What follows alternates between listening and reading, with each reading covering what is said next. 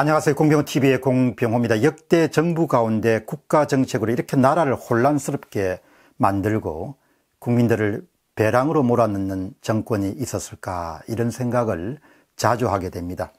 생업의 현장에서 저마다 주어진 삶의 과제들을 해결하는 데 벅찬 그런 사람들도 술 취한 듯이 폭주하는 국가 정책에서 아슬아슬함과 조마조마함과 위험함과 긴박감을 느끼게 됩니다. 이미 벼랑 끝에서 한국 경제는 카운트다운이 시작된 일본과의 경제전쟁으로 인해서 끝이 없는 나락으로 추락되어 갈 것으로 보입니다. 그렇다면 청와대가 대책이 있는가? 청와대는 무슨 대책을 갖고 있을까요? 머리띠 동여매고 맨주공 불끈 쥐고 항일, 대일, 독립운동, 의병운동 등을 부르짖는 것을 제외한 실질적인 대안이 제 눈에는 보이지 않습니다. 국민들이여 다 함께 대일전선에 뛰어듭시다 라고 목소리 높이는 것 외에는 큰 대안이 없다고 봅니다. 어떻게 해야 이 난국을 탈출할 수 있겠습니까? 첫 번째 질문입니다. 지금 상황이 어떤가? 이미 현장의 체감 경기는 최악 상황으로 자영업자들을 내몰고 있습니다. 3년 만에 임금을 강제적으로 32.8%나 올리는 그런 정부가 어디에 있겠습니까? 2020년 최저임금이 인상률이 2.9%라고 이야기하지만 사람들이 놓치고 있는 것이 있습니다. 이미 충분히 올라버린 그런 능력을 넘어설 정도로 올라버린 그 임금이, 그만큼 커진 임금이 2.9% 정도가 성장하니까 3년간 최저임금 평균 인상률을 기준으로 하면 거의 10%대 정도 올린 것이다, 이렇게 해도 무리가 아닙니다.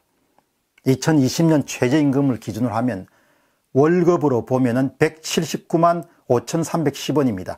180만 정도를 지불해야 사람을 고용할 수 있다는 이야기입니다. 이 정도의 지불 여력을 갖고 있는 자영업자들이나 소기업이나 중소기업들이 얼마나 되겠냐 이야기죠. 대통령은 10,000원을 만들어주지 못해서 미안하다고 이렇게 정책실장을 하여금 사과성명을 내라고 했는데, 그 사과성명 낼 일이 아니죠. 180만 원 정도를 최소한 줘야 사람을 고용할 수 있는 그런 나라를 만들어 놓은 겁니다. 생산성이 높고 돈벌이가 되면 얼마든지 줄 수가 있죠. 사업을 한 번도 안 해본 사람이니까 정말 정신이 없는 겁니다. 이미 거리는 폐업 공고로 물결을 이루고 있습니다. 늘어나는 폐업으로 아마 정부가 부담해야 될 실업급여가 하반기에는 폭증하는 상황이 아마 일어나지 않겠느냐, 그런 예상을 합니다. 2020년 시급이 8,590원으로 결정되면서 임금을 올려야 하는 근로자들은 최대 415만 명에 이를 것으로 보입니다. 왜 그토록 최저임금 급등에 정부가 가속도를 내고 있는가? 415명한테 혜택을 주는 정책입니다. 결국 표를 얻기 위한 최저임금 급등 정책은 앞으로도 계속될 수밖에 없겠구나, 그런 판단을 하게 됩니다. 한국은 복지 포퓰리즘에 이어서 임금 포퓰리즘 실험장이 되고 말았습니다. 최저임금 급등 포퓰리즘의 실험장이 되고 말았습니다. 아마 그 재가는 앞으로 두고두고 지불할 것으로 봅니다. 두 번째 질문입니다. 한일 관계 파국, 향후 전망은 어떻게 될 것으로 보는가? 현재로서는 한국 정부가 일본 측이 제시한 제3국 중재위원회 구성 제안이라든지 그 밖에 훨씬 더 전향적인 그런 한일관계 개선, 강제징용자 문제에 대한 해법을 제시할 가능성은 굉장히 낮다고 봅니다. 7월 18일이 마감시간, 데드라인입니다. 일본 측이 5월 달에 제3국 중재위를 구성해달라, 마감시간은 7월 18일이다, 이렇게 통보를 했습니다. 7월 18일 이후에 일본 정부가 조직적인 보복 작업을 시작할 것으로 봅니다. 첫 조치는 한국을 화이트리스트 대상 국가에서 제외하는 것입니다. 여기서 화이트리스트는 수출 절차 간소화 국가 명단을 뜻합니다. 화이트리스트에서 제외하는 것은 중요한 의미를 갖고 있습니다. 단순한 수출 규제를 뜻하는 것은 아닙니다. 화이트리스트에서 제외하는 것은 한국과 일본이 더 이상 우방국가가 아님을 대내외에 천명하는 것을 뜻합니다. 또한 화이트리스트에서 제외하는 것은 경제전쟁을 예고해서 경제전쟁의 확전으로 들어간 것을 뜻합니다. 단순한 예고, 당신들이 말을 듣지 않으면 우리가 조치를 취하겠다는 그런 예고전에서 확대전으로 들어가는 것을 뜻합니다. 현재까지 한국이 대응하는 모습을 객관적으로 지켜보면 일본 측에 맞대응할 수 있는 카드가 거의 없음을 볼 수가 있습니다.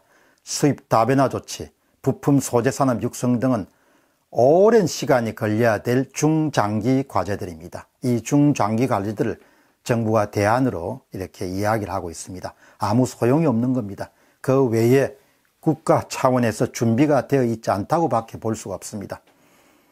그런 대응 조치를 갖고 있지 않기 때문에 오로지 할 수 있는 것은 말의 성찬입니다. 격한 말을 많이 하는 겁니다. 의병운동, 독립운동, 국가 보상운동, 일본이 큰 피해를 볼 것이라든지 이런 거가 가진 게 없으면 원래 말이 많아지게 되죠. 일본은 7월 18일 한국 측이 정식으로 제3국 중재위원회를 받아들이지 않고 또 동시에 더 나은 그런 강제징용자 해법을 제시하지 않으면 전 산업 분야에서 7월 18일부터 우선순위에 따라서 우선순위에 발 맞춰서 1차 공격, 2차 공격, 3차 공격, 4차 공격식으로 한국을 옥죄어 나갈 것으로 예상합니다. 동시에 예상되는 그런 조치들은 자국 주도의 금융기관 주도의 금융제재입니다. 두 번째는 한국 기업가의 축소 권고입니다. 갑자기 거래가 끊어지는 기업들이 많이 나올 겁니다. 세 번째는 한국 기업의 일본 시장 접근성을 제한하는 겁니다. 다양한 그런 비관세 부분을 동원해 가지고 어떻든 한국이 일본 시장에 들어가는 것을 막는 방법을 고안해 겁니다. 네 번째는 농산물 수입을 규제할 겁니다. 그 다음 다섯 번째는 주한 일본 기업에서 상징적인 기업들이 철수가 뒤를 따를 겁니다. 여섯 번째는 일본 경제가 갖고 있는 영향력을 이용해서 한국 주력 기업들의 신용도 강등을 추진할 것입니다. 그것은 전 세계의 신용평가 회사들을 동원하는 것이죠. 그 다음에 최악의 경우는 국가 신용도 강등까지도 우리가 각오를 해야 될 것입니다. 그 다음에 취업과 같은 것을 제한하는 인력 교류 중지들이 속속들이 뒤를 따를 것입니다. 그 리스트가 얼마나 될지 저는 상상할 수가 없습니다. 왜 그런가 하니까 두 나라가 그런 수평 분업 체제 하에서 수십 년을 가져왔기 때문에 많은 사람들이 파악할 수 없는 그런 장비, 특허권, 협력관계, 많은 종류의 일본이 차단할 수 있는 그런 것이 있을 겁니다. 자, 그럼 이미 한국 경제 2019년도 경제 성장률 예측치는 일본의 노무라 정권은 이미 1.8%를 예상했기 때문에 올해 2%대 초반에서 1%대 말까지 예상이 되어 왔습니다. 그런데 그런 예상치는 지금처럼 돌발 사태인 일본의 수출 규제까지는 전혀 고려하지 않았습니다. 만일에 일본의 수출 규제로부터 시작해서 일본의 전방위적 압박이 계속되면 성장률은 크게 떨어질 것으로 봅니다. 김강두 원장이 이끄는 미래연구원은 일본의 수출 규제로 반도체 생산, 수출 감소가 가시화되면 경제 성장률이 1.7%에서 1.9%까지 하강할 수 있다. 이렇게 굉장히 낙관적입니다. 이조차도. 왜 그런가 하니까 경제학자가 보는 시각이란 것은 이 정도만 보이기 때문에. 그러나 1차 공격, 2차 공격, 3차 공격이 이렇게 확산이 되게 되면은 훨씬 더 심대한 1%대 중반 초반까지도 성장률이 떨어질 수가 있는 것이죠. 이런 경고들조차 지금 가시화된 보복 정도를 생각하기 때문에 나오는 것이 바로 미래연구원의 경제성장률 예측치인 1.73에서 1.96 정도입니다. 일본 정부의 전방위적 압박이 계속되면 현재 집권층의 명운에도 영향을 줄 수 있을 만큼 집권층의 존립에도 영향을 줄 수 있을 정도로 한국 경제가 타격을 받을 것으로 봅니다. 처음에는 반일 감정이 잘 먹혀 들어갈 것입니다. 그러나 시간이 가면서 고통이 증가되며 사람들이 언제부턴가 문제의 원인이 어디서 비롯됐는가라는 그런 질문을 던지고 답을 찾을 것입니다. 그러면은 초기에 정면 승부를 거는데 힘이 되었던 민족주의라든지 반일주의 효과가 크게 떨어질 것으로 봅니다. 한국 경제는 청량할 수 없을 만큼 심대한 타격을 받을 것으로 예상이 됩니다. 따라서 정부가 좀 더 이렇게 냉정하게 현재 상황을 파악하고 확대 전쟁으로 들어가지 않도록, 그런 전쟁 상태로 끌어 들어가지 않도록 명분을 세우고 실리를 찾을 수 있는 그런 대안이 나와야 될 것입니다. 그렇지 않으면 정말 한국 경제는 파국 상태에 들어가고 말았다. 이런 자탄과 한탄과 후회가 번갈아 떠오를 정도로 어려운 국면에 진입할 것이다. 그렇게 예상합니다. 공병호 TV의 공병호였습니다. 감사합니다.